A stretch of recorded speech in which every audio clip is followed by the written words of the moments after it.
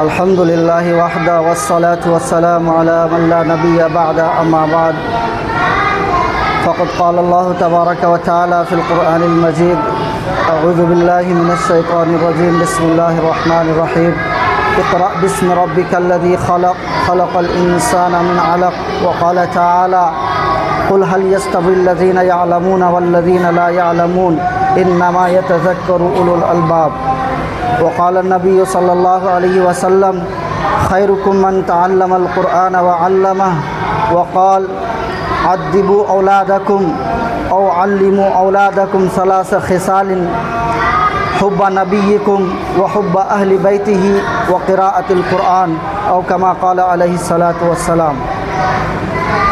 محترم ناظرین، آج ہم لوگ یہاں پر جو پڑھیں گے تعلیم اور تربیت میں کیا فرق ہے، اس چیز کو پڑھیں گے انشاءاللہ۔ قرآن اور حدیث کی روشنی میں پڑھیں گے، تو اس لیے آپ تمام ناظرین سے جو میرے پیج کو وزٹ کرتے ہیں اور میرے ویڈیوز کو دیکھتے ہیں، آپ تمام حضرات سے درخواست ہے کہ چھوٹے بچوں کی حوصلہ افزائی کے لیے میرے یوٹیوب چینل کو لائک، شیئر اور سبسکرائب کریں، جزاک اللہ خیرہ۔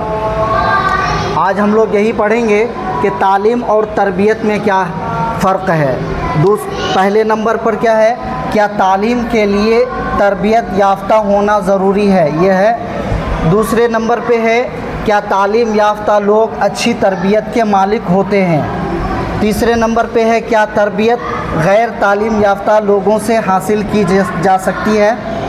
اور چوتھے نمبر پر کیا تعلیم اور تربیت دونوں لازمی جز ہیں، اس چیز کے بارے میں پڑھیں گے۔ تو ہم پہلے اس چیز کو پڑھیں گے کہ کیا تعلیم کے لیے تربیت یافتہ ہونا ضروری ہے۔ آج ہم لوگ جب دنیا کی طرف نظر اٹھا کر دیکھتے ہیں تو ایسے بھی لوگ ہمیں ملتے ہیں جو کافی تعلیم یافتہ ہوتے ہیں، ویل ایجوکیٹڈ ہوتے ہیں، لیکن اس کے اندر تربیت نہیں ہوتی ہے۔ تعلیم اور تربیت میں فرق کیا ہے، تو اس چیز کو ابھی دیکھتے ہیں۔ جیسے تعلیم، تربیت۔ تعلیم سے ہمیں علم اور جانکاری، اسی طرح الفاظوں کا ذخیرہ،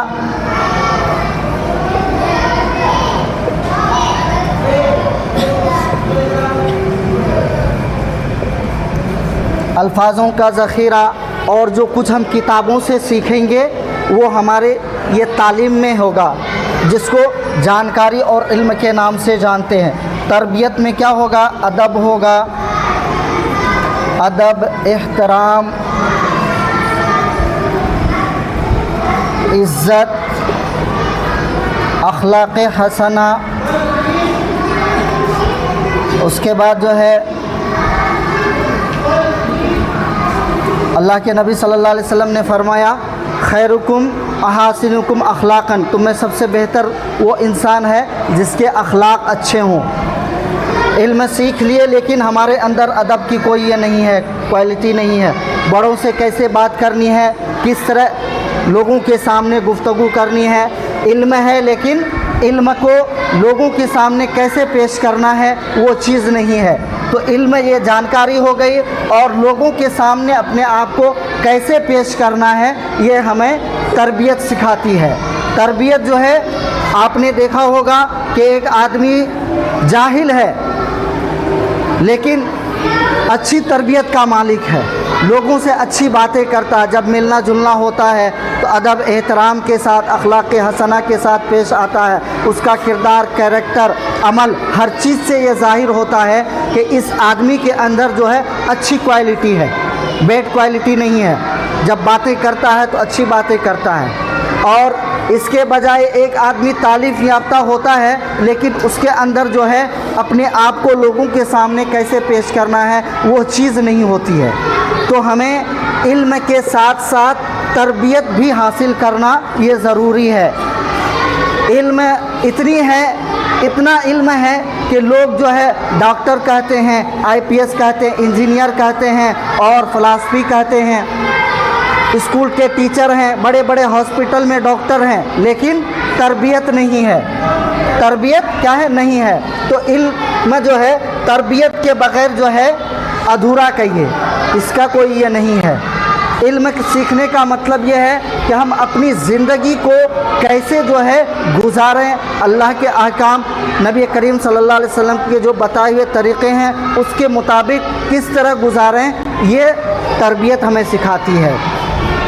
اللہ کے نبی صلی اللہ علیہ وسلم نے فرمایا ہے علموا اولادکم ثلاث خصال، کہ تم اپنے بچوں کو 3